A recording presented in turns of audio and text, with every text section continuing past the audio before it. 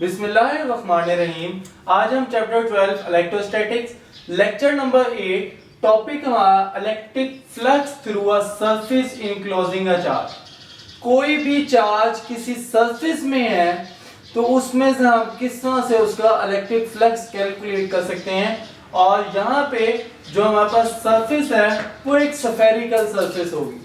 तो अब हम देखेंगे क्या प्रोसीजर फॉलो करें तो हमारे पास जो इलेक्ट्रिक फ्लक्स होगा सरफेस में से हम निकाल सकते हैं।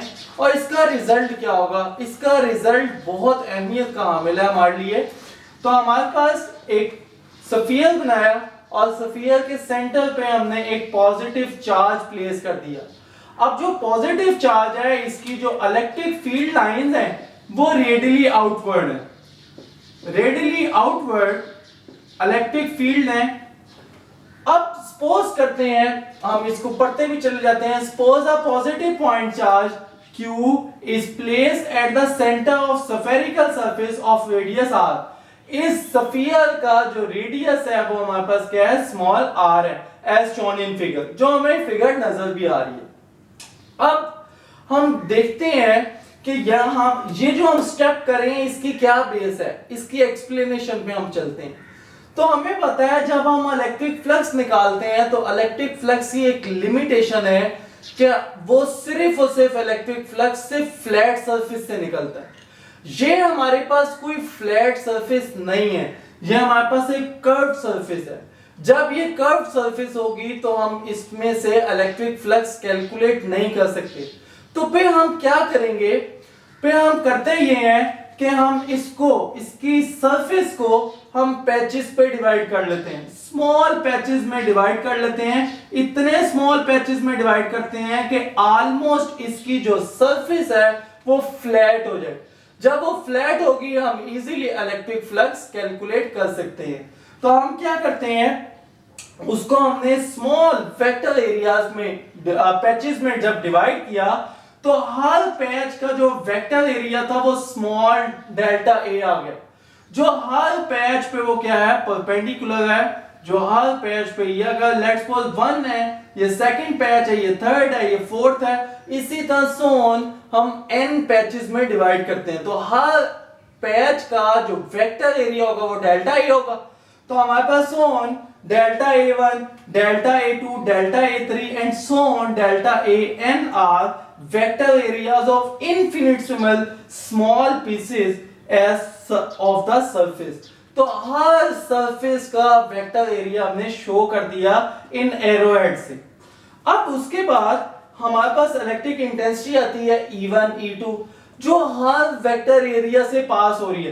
लेट्स सपोज यहां से जो वेक्टर एरिया से जो इलेक्ट्रिक इंटेंसिटी पास हो रही है E1, यहां से जो इलेक्ट्रिक इंटेंसिटी पास हो रही है इसको हम E2 का नाम देते हैं। इससे जो इलेक्ट्रिक इंटेंसिटी पास हो रही है उसको हम E3 एंड सो ऑन, हम En तक जाते हैं।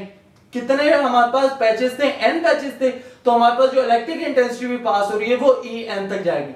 अब यहां पे एक बात देखने वाली है कि जो पॉजिटिव चार्ज है उससे इलेक्ट्रिक इंटेंसिटी, जो इलेक्ट्रिक फील्ड लाइंस हैं वो रेडियली आउटवर्ड निकल रही हैं। तो हर पैच के लिए लाइक अगर ये इलेक्ट्रिक इंटेंसिटी इस डायरेक्शन में है तो वेक्टर एरिया भी इसी डायरेक्शन में आएगा। तो इसका मतलब है ये आपस में क्या हो गए, पैरेलल हो गए। इनके दरमियान जो एंगल होगा वो 0 डिग्री होगा। जब एंगल 0 डिग्री होगा और ये हमारे पास आपस में पैरेलल होंगे वेक्टर एरिया और इलेक्ट्रिक इंटेंसिटी, तो क्या होगा, हमारे पास इनके दरमियान जो एंगल होगा वो 0 डिग्री बनेगा। वो हम आगे चल के देखते हैं अब थोड़ा सा। तो हम यहां पे लिखते हैं E1 and E2 En are the respectively radial electric intensity at the infinitesimal pieces of the surface। उसके बाद the flux through each piece of surface is, अब हमारे पास जो फ्लक्स की डेफिनेशन है वो क्या होती है, phi is equal to E dot A।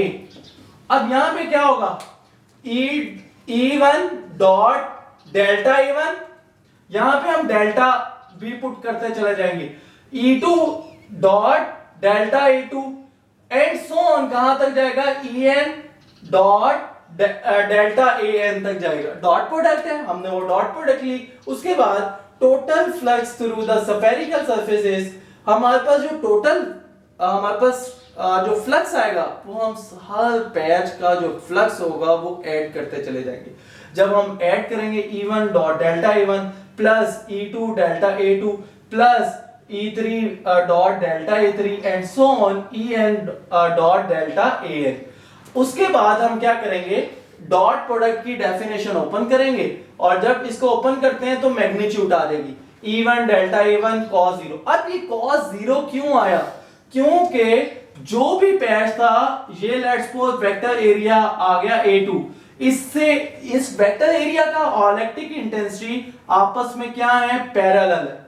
जब ये पैरेलल होंगे आपस में तो जो एंगल होगा वो आपके पास 0 डिग्री आएगा। वो हम हर पैच के लिए, बिकॉज इलेक्ट्रिक इंटेंसिटी रेडियल है हर पैच के लिए, तो E1 delta E1 cos 0 plus E2 delta A2 cos 0 plus E3 delta A3 cos 0 and so on En delta An cos 0। अब हमें पता है कि ये सारी इलेक्ट्रिक इंटेंसिटी एक ही चार्ज की वजह से निकल रही है, ये इक्वल मैग्नीट्यूड की है। जब ये इक्वल मैग्नीट्यूड की होंगी तो इलेक्ट्रिक इंटेंसिटी हर पैच से जो पास हो रही है वो सेम होगी। जब हर पैच से इलेक्ट्रिक इंटेंसिटी सेम पास हो रही है तो हम कहेंगे E1 is equal to E2 is equal to E3 and so on En। ये किसके बराबर आ जाएगा, इलेक्ट्रिक इंटेंसिटी E के बराबर। और इलेक्ट्रिक इंटेंसिटी E जो हमारे पास आ रही है, अब ये यहां पे एक पॉइंट चार्ज है, हमारे पास एक पॉइंट चार्ज है, तो electric intensity due two point charge हमने कैलकुलेट की हुई है एक चार्ज की वजह से, वो क्या आती है K/r²। जहां यहां पे जो K है वो 1/4 पाई एप्सिलॉन नॉट के बराबर है।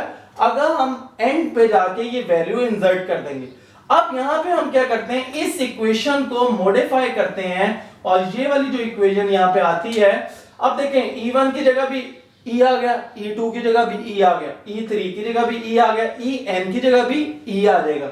जब सबकी जगह E आ गया तो मैंने E क्या किया, कॉमन लिया। जब E कॉमन लिया तो हमारे पास क्या बच गया, delta A1 plus delta A2 plus delta A3 and so on delta An। Because cos 0 क्या है, उसकी वैल्यू 1 है, तो जब cos 0 की वैल्यू 1 है तो हमारे पास ये इक्वेशन इस तरह से मॉडिफाई होगी। अब electric intensity due two point charge की वैल्यू पुट की, जो हमारे पास आई K/r²। और ये जो delta A1 plus delta A2 ये सारा क्या है, surface area of sphere of radius r। तो ये हमारे पास टोटल सरफेस एरिया है किसका, स्फीयर का। ये हम सरफेस एरिया जो स्फीयर का होता है वो हमारे पास क्या होता है, 4 पाई r²। तो जब ये 4 पाई r² इसकी जगह वैल्यू पुट की तो हमारे पास K/r² आ गया। अब यहां पे देखें r² से कैंसिल हो जाएगा, उसके बाद पाई से कैंसिल हो जाएगा, तो हमारे पास अब ये देखें 1/4 एप्सिलॉन क्यू 4 आ गया हमारे पास। अब यहां पे देखें 4 से भी कैंसिल हो रहा है, तो सिर्फ और सिर्फ जो बचेगा हमारे पास 1/एप्सिलॉन, एक एप्सिलॉन बचेगा, ऊपर से चार्ज बचेगा, तो हमारे पास phi इज इक्वल टू 1/एप्सिलॉन इनटू q आ गया। अब यहां पे रिजल्ट हम कंक्लूड करते हैं कि ये जो हमारे पास इलेक्ट्रिक फ्लक्स आया इसका क्या मतलब है। इस रिजल्ट को हम थोड़ा सा डिस्कस करते हैं। वो यहां पे ये बताना चाह रहा है जो इलेक्ट्रिक फ्लक्स है वो किसी भी सरफेस या किसी भी शेप पे डिपेंड नहीं कर रहा, वो सिर्फ और सिर्फ जो डिपेंड कर रहा है वो सिर्फ और सिर्फ चार्ज पे डिपेंड कर रहा है। इसका मतलब है electric flux is directly proportional to the charge. यहां पे बेशक कोई भी शेप आ जाए, इलेक्ट्रिक फ्लक्स सेम रहेगा और इलेक्ट्रिक फ्लक्स सिर्फ और सिर्फ डिपेंड करेगा चार्ज पे। इससे नेक्स्ट वीडियोस में हम देखेंगे गॉसेस लॉ, और गॉसेस लॉ में भी देखेंगे कि शेप पे डिपेंड नहीं करता, सिर्फ और सिर्फ जो इलेक्ट्रिक फ्लक्स होता है वो चार्ज पे डिपेंड करता है। तो हमारे पास इलेक्ट्रिक फ्लक्स डायरेक्टली प्रोपोर्शनल है चार्ज के, it is independent of surface.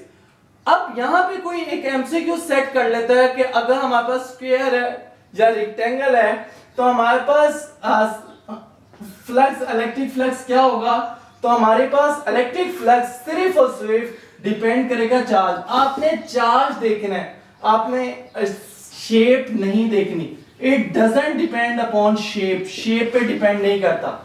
अगर मेरी आपको ये वीडियो पसंद आई हो तो लाइक करें, शेयर करें एंड सब्सक्राइब करें